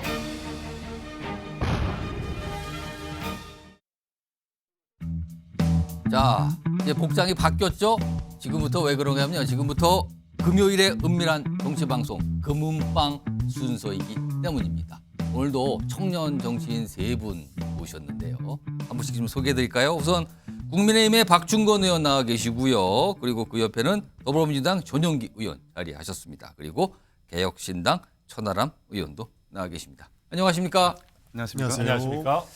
지금 전용기 의원, 천하람 의원은 뭐 자주 나오셨는데 박준건 의원은 오늘 첫 출연이세요. 그래서 제가 시청자 여러분께 인사를 하실 기회를 30초 드릴게요. 본인 소개 좀 한번 해보시죠. 네, 반갑습니다. 개똥밭에 굴러도 가방이가 좋다. 이과면 국민의힘 박준건 인사 올리겠습니다. 네, 저는 북한에서 김정은 국방종합대학교에서 ICBM 관련된 공학을 전공했고 한국에서도 서울대 재료공학부에서 석사, 박사 학위를 마치고 기업에서 기업 연구원으로 일하면서 한 인생의 반 이상을 이공계인으로 살아왔습니다. 그래서 과학기술 강국 대한민국을 만드는 데 도움이 되고자 정치에 뛰어들었고 과방위에 자원했습니다. 제게 있어서 정치는 부국강병입니다. 대한민국의 부국강병을 위해서 22대 국회에서 아낌없이 불사르겠습니다. 금은방 제가 정말 좋아하는 프로그램인데 초대해 주셔서 감사드리겠습니다. 갑자기 금은방 얘기까지. 근데 아까 소개하실 때 김정은 종합대학이라고 하셨어요? 네. 김일성 종합대학 아닙니까? 김정은 국방종합대학교라고 따로 있습니까? 네, ICBM 하나 만들겠다라는 목적으로 설립한 대학교입니다. 그러면 최근에 신설됐다고 봐야 되는 대학이네요? 아니요. 1963년에 설립됐습니다. 김일성 시대부터 왔고요. 근데 이름을 바꾼 겁니까? 그럼? 그렇죠. 김정은 시대 와서 이름을 붙인 겁니다. 네. 그렇군요. 거기를 나오셨다. 네. 알겠습니다. 저는 아까 말씀하시는데 잘못 말씀하신 건가 했더니 맞군요, 그게. 네, 맞습니다. 이름을 바꿨다는 거예요. 알겠습니다. 자, 세 분의 젊은 정치인과 함께하는 금은방 본격적으로 시작해 보겠는데요. 우선 금은방의 뭐 트레이드 마크죠. OX 퀴즈 굉장히 빠르게 진행해 보는 건데 오늘도 한 3개 질문 준비되어 있거든요. 바로 들어가 보겠습니다. 첫 번째 질문은 방금 영상에서 확인해 봤는데 정봉주 후보 지금 최고위원 도전 중인데 얼마 전에 명팔이 척결한다 이것 때문에 민주당 내가 발칵했어요. 그래서 엄청난 비판, 출당 이런 얘기가 나오는데 명팔이 척결을 외친 정봉주 후보 오늘은 본인 스스로가 이재명 전 대표 관련 뒷담화를 좀 했다. 근데 섭섭한 게 좀 있었다. 이런까지 솔직하게 밝혔는데요. 질문은 이겁니다. 이렇게 여러 가지 과정을 거친 정봉주 후보 결국 그는 최고위원이 될 거다 전망하시면 O고요. 안 될 것 같다 생각하시면 X입니다. 들어주세요. 세 분 모두 최고위원 이럼에도 불구하고 최고위원은 된다라고 하셨어요. 그러면은 제가 일단 간단하게 오늘 천하람 의원 나와 계신데 된다? 여러 가지 논란해도 된다? 어떻게 보십니까? 국민의힘식 전당대회였으면은 안 됐을 수도 있을 것 같아요. 그러니까 국민의힘식은 막판에 그냥 한 방에 딱 하는 거거든요. 근데 민주당식은 정립식입니다. 그러니까 지역을 돌 정립식이다. 때마다 정립을 해놓고 이미 정봉주 후보가 꽤 많은 포인트를 쌓아놨기 때문에 막판에 조금 흔들리더라도 결국 되지 않을까. 순위는 지금 5명이잖아요. 최고위원 5명 뽑는데 순위가 지금 2등이에요, 현재. 원래 이제 1등 거의 선두권을 달리고 있었는데 저는 이제 아마 2위에서 2, 3위권으로 좀 처지면서 어쨌든 들어오긴 들어오지 않을까 그렇게 전망합니다. 1등은 안 되고 중간에 처지지만 아무튼 된다. 5명 안에 들어와서 최고위원은 된다는 전망인데 다른 분도 똑같이 이번에 최고위원 어떻게 될 거라고 했어요. 그럼 한번 내려주세요. 이거와 관련된 추가 질문이 나갑니다. 자, 그럼 세 분 모두 정봉주 후보가 여러 가지 우여곡절이 있지만 결국에는 최고위원이 돼서 지도부에 입성한다고 전망하셨어요. 자, 지도부에 입성할 걸로 보이는 최고위원 정봉주 최고위원 가정해 보겠습니다. 최고위원 회의에서 이재명 비토 세력이 될 거라고 생각하시면 O, 그렇지는 않을 것이라고 보시면 X입니다. 들어주세요. 이분은 똑같이 또 X.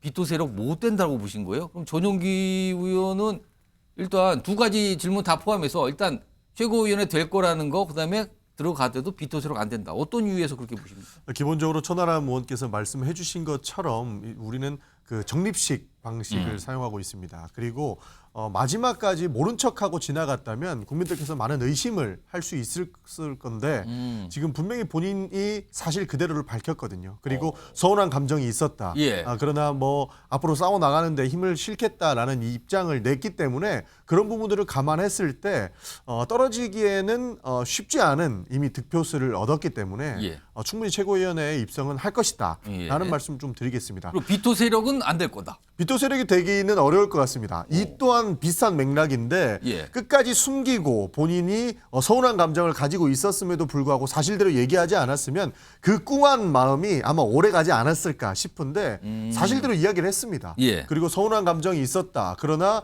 앞으로 우리가 해야 나갈 전투에서는 힘을 모으겠다라는 입장을 밝히셨기 때문에 예. 굳이 구태여 비토 세력으로 전락을 해서 이재명 대표가 각을 세우고 지도부가 나가는 길에 이렇게 힘을 빼는 행위는 안 할 것이라고 저는 믿습니다. 그런 차원에서 X를 들었습니다. 근데 지금 보면은 강성지지층이 지금 정봉주 후보 출당시키라는 요구까지 하고 있는데 최고위원이 된 뒤에도 이런 목소리가 그냥 사라지겠습니까?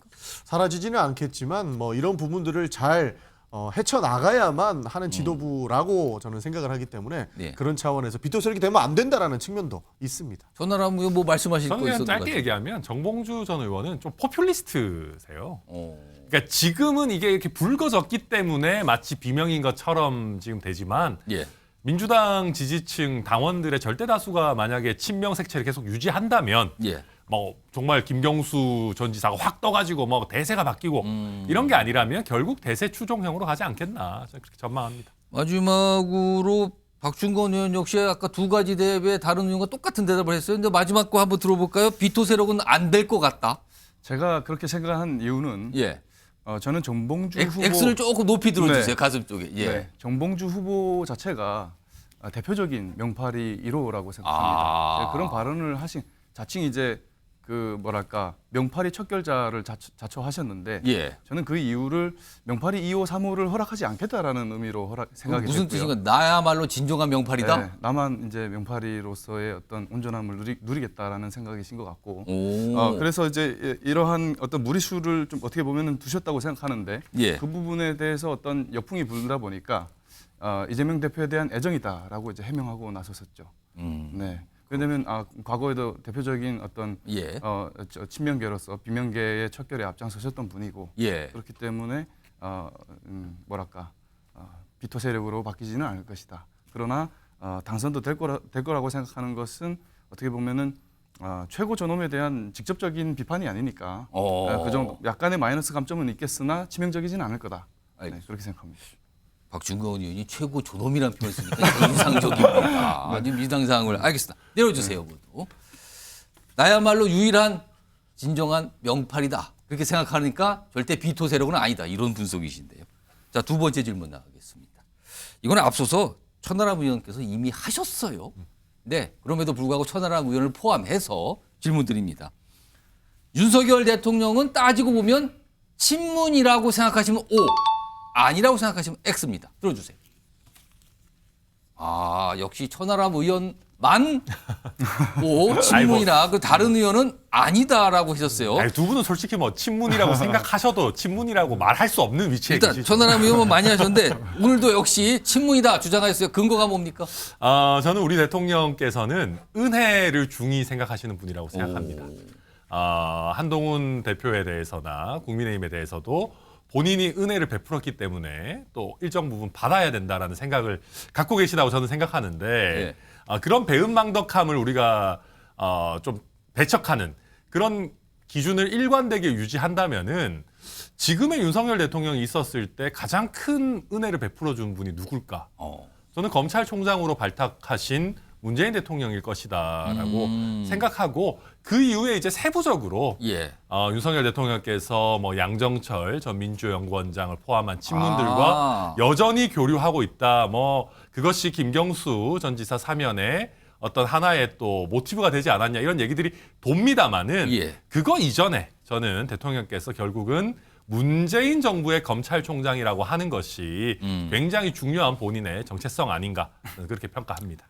전하람 의원이 지금 윤석열 대통령에 대해서 좀 칭찬을 하신 건가요? 약간 지적을 하신 건가요? 뭐 둘 다죠. 둘 다인데 윤석열 대통령이 워낙 입체적인 인물이어가지고 제가 뭐라 말씀드리기 어려운 게 노무현 대통령 굉장히 존경하시고 또 문재인 정부의 검찰총장이셨는데 또 굉장히 뉴라이트적인 인물들과도 굉장히 친하게 지내시고 홍범도 장군 흉상도 이전하고 싶어 하시고 그러니까 이게 좀 종잡을 수가 없는 그걸 아까 인물입니다. 입체적이라고 표현하셨어요. 그렇죠. 그러면서 김경수 지사는 또 사면도 하시고 참 종잡기가 어렵다 평가합니다. 지적을 하신 것 같기도 하고 칭찬하신 것 같고 아무튼 입체적이라는 표현은 통상 좋은 의미로 쓰는 건데 오늘 쓰셨어요. 저 이번에는 박충근 의원은 좀 여당 소속 의원이시니까 그러니까 친문은 절대 아니다. 그런 생각하셨어요? 저는 이런 친문이라는 해석에 그렇게 큰 의미를 두지는 않습니다. 그냥 윤 대통령 흠집내기 정도? 이 정도의 의심을 갖고 있고요. 실질적으로 윤석열 대통령께서는 지난 문재인 정부에서 사법부 무력화를 주도했던 세력에 맞서서 싸우다가 대통령이 되신 분이죠. 그 이후에도 딱히 친문이라고 볼 수 있는 그런 행보를 보이신 바 없습니다. 네, 그렇게 생각합니다. 전나람 의원이 흠집내기라는데? 뭐 일부 그런 것도 있을 수 있는데요. 근데 사실은 지금 이 타이밍에 김경수 전 지사를 여당의 대표인 한동훈 대표의 반대에도 무릅쓰고 꼭 사면을 했어야만 했느냐. 저는 이런 것들이 결국은 기존의 친문 세력과의 인연을 빼고는 설명하기 어려운 점도 있지 않나 그렇게 봅니다. 마지막으로 전용기 의원께서 방금 전하람 의원이 말씀하신 김경수 전 지사를 한동훈 국민의힘 대표의 반대에도 불구하고 사면 복권을 시켰다.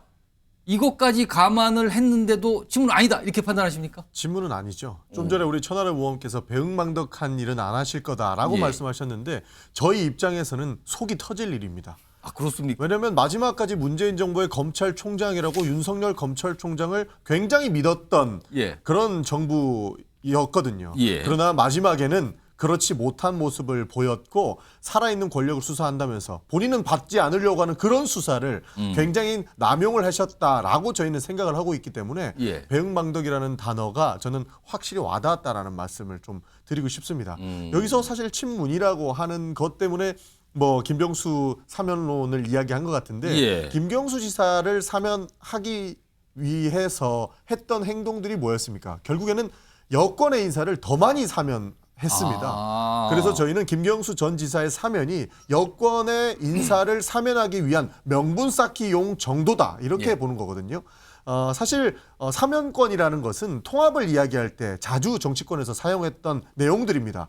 그러나 지금 윤석열 대통령께서 통합이라는 단어와는 거리가 굉장히 멀다라는 생각이 큽니다. 그 이유는 지금 인사권을 행하고 있는 친일적 인사라든지 독립기념관장의 인사라든지 여러 가지를 봤을 때에는 갈등의 씨앗을 낳는 행위를 굉장히 많이 하시면서 또 사면권은 행사하셨거든요. 이런 모습들을 봤을 때 진정성 있는 사면권과 그에 대한 내용들이 아니라 그냥 명분 쌓기용에 불과한 내용들을 지속적으로 하고 계시다. 저희는 그렇게 평가하고 있습니다. 그래서 윤석열 대통령이 친문인가에 대한 질문에 역시 천하람 의원만 친문이다를 고수하셨고요. 두 분은 그거 이상합니다라는 반응을 보이셨습니다. 자, 내려주세요.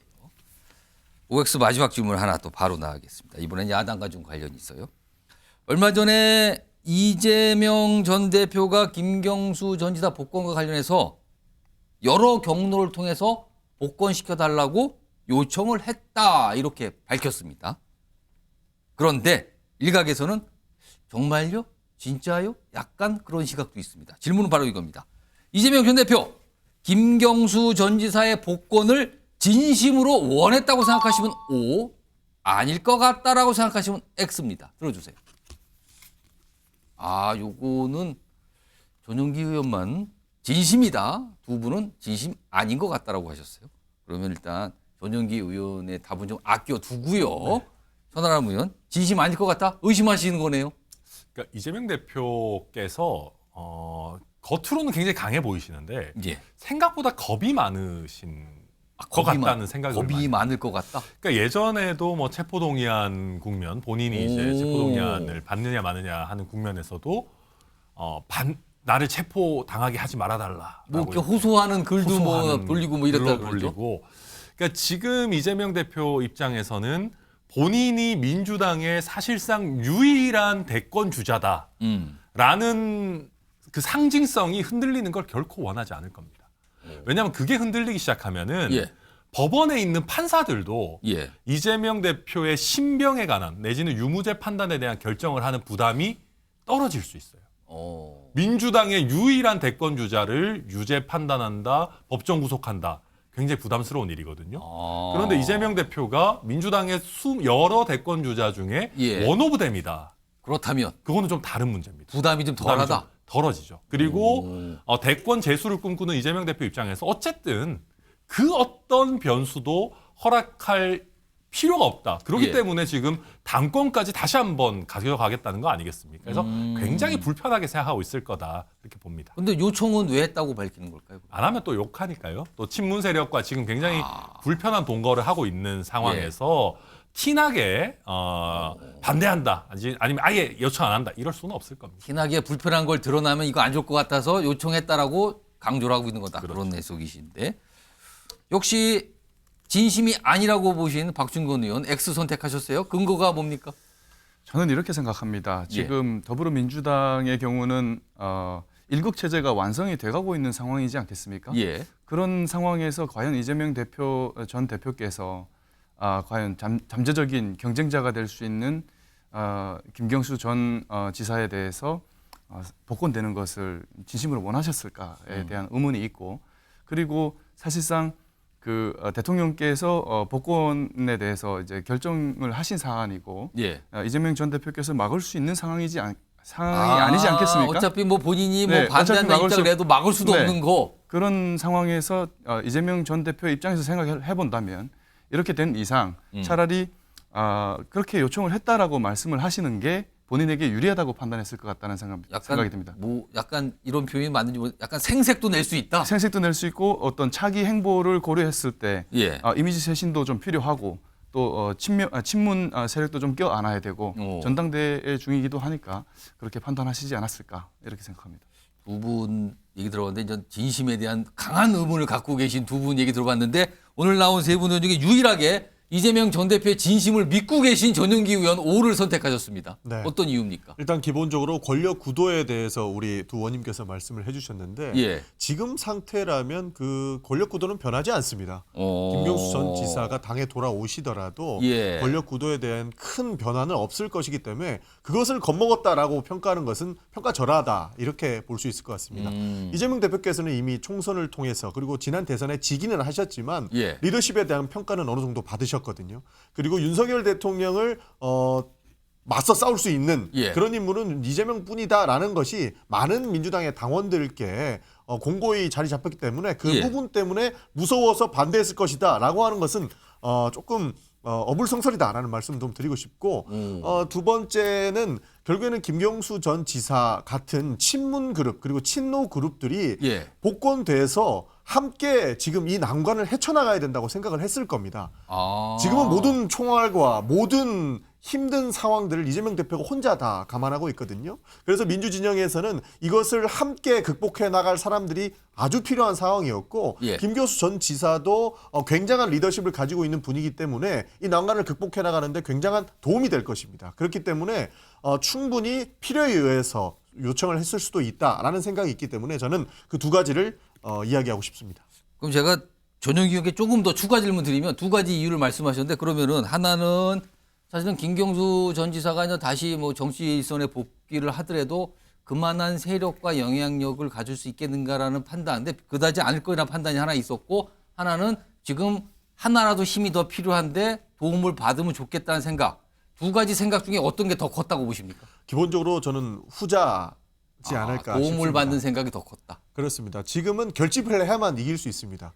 지금 이대로 우리끼리도 분열된다면 윤석열 정부가 이렇게 마구잡이로 국정 운영을 하는 것을 막을 수 없다라는 판단을 먼저 쓴 겁니다. 지금 뭐 이재명 체제에서는 많은 사람들이 이재명 사람들만 앉혀놨기 때문이다라고 생각할지 모르지만 예. 민주당을 구축하고 있는 분들은 노무현 대통령과 문재인 대통령 그리고 김대중 대통령의 향수가 대단히 강력하거든요. 예. 그런 모습들을 합치지 않고서는 윤석열 대통령의 폭정을 저지할 수 없다라는 판단 때문에 저는 이 부분이 조금 더 크지 않았을까 싶기는 합니다. 세 분 내려주시고요. 제가 천하람 의원께 요 관련 추가 질문 하나 드려볼게요. 네. 갑자기 떠오른 질문이 있습니다. 전용기 위원의 설명을 듣다 보니까 막 질문이 하나 생각이 났는데 지금 김경수 전 지사가 정치 일선에 복귀하면 이재명 대표가 어떤 정부를 대하는 그 상황에 힘을 받을 수 있다. 그 이유가 컸기 때문에 찬성하고 진심으로 바라고 있다. 이렇게 설명을 해 주셨거든요. 네. 그렇다면 그 증거가 될 수 있는 게 이재명 전 대표가 대표 연임한 건 사실상 기정사에서 된 거 아닙니까? 그럼 본인이 대표가 되면은 지명직 최고위원을 임명할 권한이 생깁니다. 여기에 김경수 전 지사를 지명할 가능성. 서다람 의원은 있다고 보십니까? 없다고 보십니까? 저는 있다고 생각합니다. 있다. 네. 이거를 받으면 예. 김경수 지사는 정치인으로서 자격이 없는 거죠. 정치 복귀했다, 정치 끝났다 정도 수준입니다. 아, 지명직 최고위원을 수락하면? 그렇죠. 그러니까 그렇기 때문에 이재명 대표 입장에서는 수락을 안 할 거라는 걸 확신하고 본인의 아량을 보이기 위해서 제안할 수 있습니다. 아량을 드러낼 어차피 거절할 건데 나는 그걸 알고 던지지만 그리고 좀 설령 들어오면 본인 밑에 최고위원이 되는 거거든요. 그렇죠. 그러면 본인 입장에서는 김경수 전 지사가 잠재적인 경쟁자에서 본인의 아랫사람, 본인이 지명해서 최고위원을 하는 사람이 되는 건데 예. 받아들여도 땡큐고 안 받아들여도 제안해도 안 받아들여도 해도 땡큐고 그러니까 나쁠 게 없는 거죠. 그래서 저는 이재명 대표 입장에서 할 수 있는 카드고 다만 이거를 실제로 하면 예. 친문 세력들과 사이는 더 멀어질 겁니다.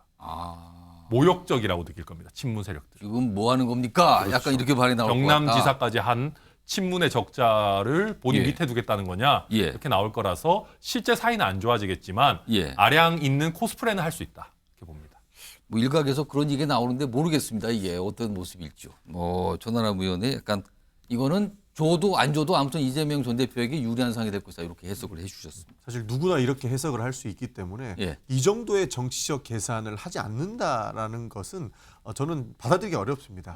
저도 비슷한 생각이 있기 때문에 아마 예. 그런 일은 일어나지 않지 않을까 현실화 안 될 것 같다. 생각합니다. 서로들 네. 다 그 수 정도는 알고 있다 지금. 알겠습니다.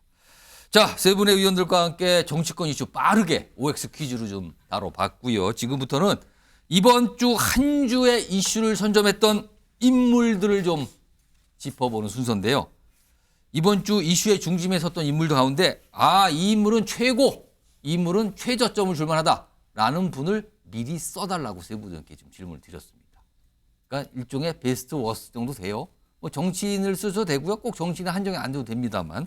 자, 쓰셨으면 모두 들어주세요.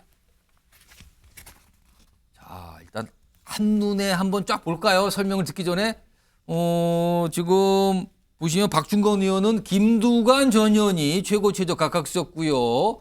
전용기 의원께서는 이종찬 한동훈 그리고 천하람 의원은 박찬대 김영석 이렇게 쓰셨습니다. 우선 첫 번째로 박준건 의원께서는 최고는 김두관, 최저는 전 의원입니다. 설명해 주세요.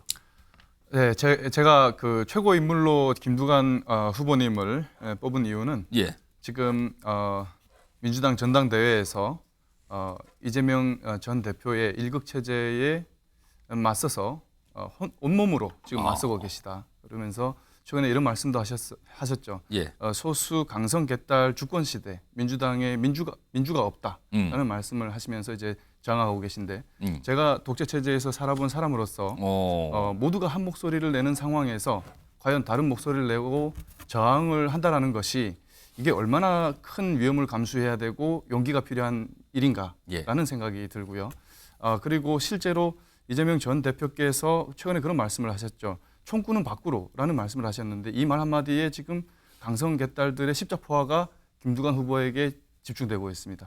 많이 보고 오실 거라 생각이 들고요. 이제 얼마 안 남았으니까 화이팅 하시라는 말씀 한번 드리겠습니다. 응원까지 해주셨고. 네. 그럼 최저는 전현희 의원이에요. 네, 전현희 의원께서 최근에 살인자라는 이제 막말로 논란이 예. 되셨는데 저는 이 안타까운 공직자의 죽음을 더 이상 정치에 이용하는 것을 멈춰야 된다. 이런 행태를 멈춰야 된다라고 말씀을 드리겠고 최근 이제 전현희 의원께서 최고위원 후보로 나오셨는데 예. 그 이현주 의원에 이어서 간발의 차이로 6위를 달리고 있습니다. 지금 그래요? 예, 딱 한 수가 모자란 상황이죠. 예, 그런 상황에서 정말 조급한 마음에 너무 우리가 소위 막 던진다고 하죠. 정말 손에 잡히는 대로 무리수를 막 던진 게 아닌가 이런 생각이 듭니다. 알겠습니다. 네. 내려주세요. 와, 두 인물을 최저 최고로 꼽으셨고요.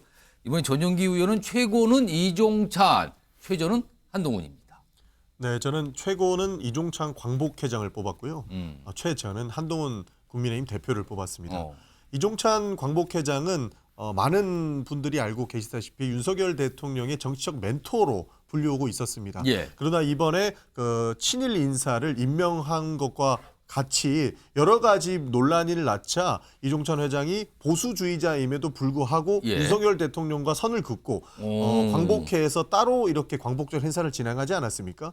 그에 대한 고민도 굉장히 많았을 텐데 이렇게 친일적인 인사를 임명하는 걸 보고 굉장한 실망을 안으셨고 정치적 결단을 하셨다라고 보고 있기 때문에 예. 그 소신에 저는 높이 평가하고 싶은 마음에 이종찬 광복회장을 최고의 인물로 뽑았습니다. 예. 그리고 이번에 최저입니다. 예, 한동훈 대표 같은 경우에는 본인이 후보 때도 지속적으로 이야기를 했습니다.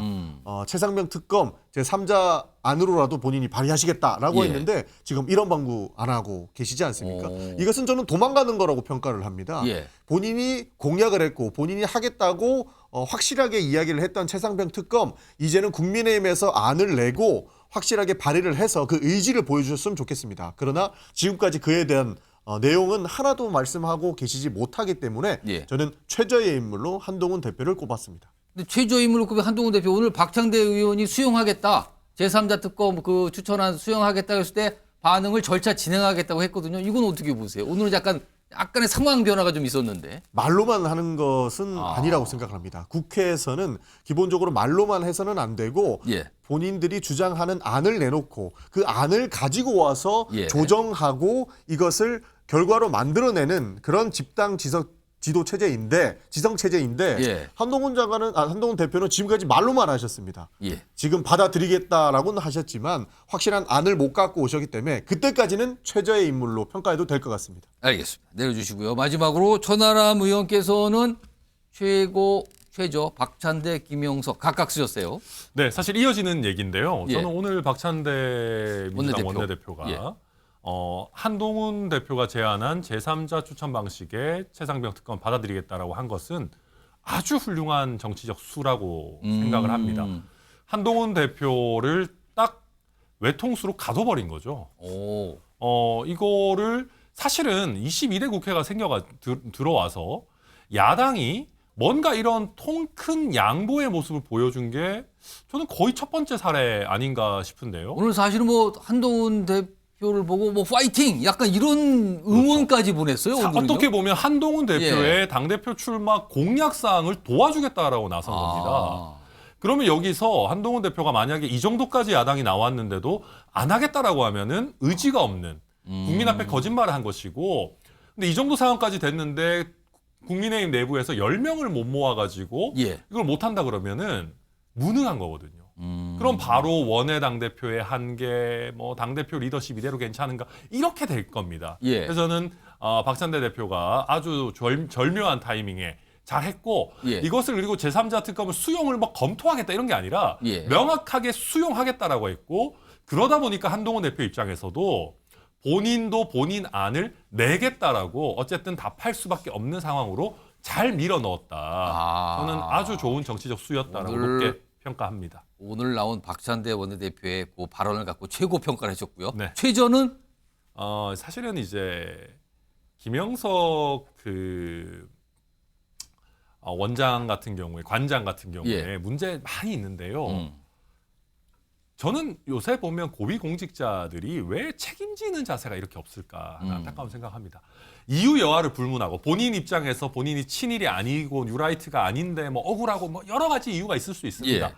그런데 광복회가 떨어져 나가고 국회의장이 불참하고 야당과 갈라지고 이런 초유의 어떤 광복절 사태가 발생했다면은 본인이 다소 억울하더라도 내가 자리 내려놓고 하나의 통합되는 광복절 어떤 행사가 됐으면 좋겠다라고 물러나는 것이 저는 최소한의 도의가 아닌가. 그런 도의를 하지 못했다는 점에 있어서 저는 이번 주에 최악의 장면을 만든 최저의 인물 아닌가 그렇게 평가합니다. 시간이 조금 남아서 제가 전화하면 지금 박찬대 원내대표, 한동훈 대표는 각각 뭔가 반응들을 보였단 말이에요. 근데 그 특검법 타협이 될까요? 결국에는? 서로 동상이몽이 있을 것이고 국민의힘 입장에서도 민주당이 도저히 받기 어려운 5만 가지 내용을 넣어가지고 안을 낼 겁니다. 그런데 거기에 진통이 있겠지만 저는 그래도 높게 평가하는 것이 어쨌든 국민의힘의 안이 나오면 법사위에서 민주당 안, 국민의힘 안, 뭐 여러 안들을 병합해서 심사할 때 국민의힘 의원들이 그냥 도망을 못 갑니다. 그냥 우리는 뭐 모르고 민주당 일방 독주니까 저희는 안 합니다. 이럴 수 없고 어쨌든 논의하는 테이블에 앉아야 되거든요. 본인의 당대표가 낸 안이니까. 그런 면에서 저는 이번에 어쨌든 국민의힘 안이, 한동훈 안이 제출된다면 굉장히 큰 진척이 될 거다 평가합니다.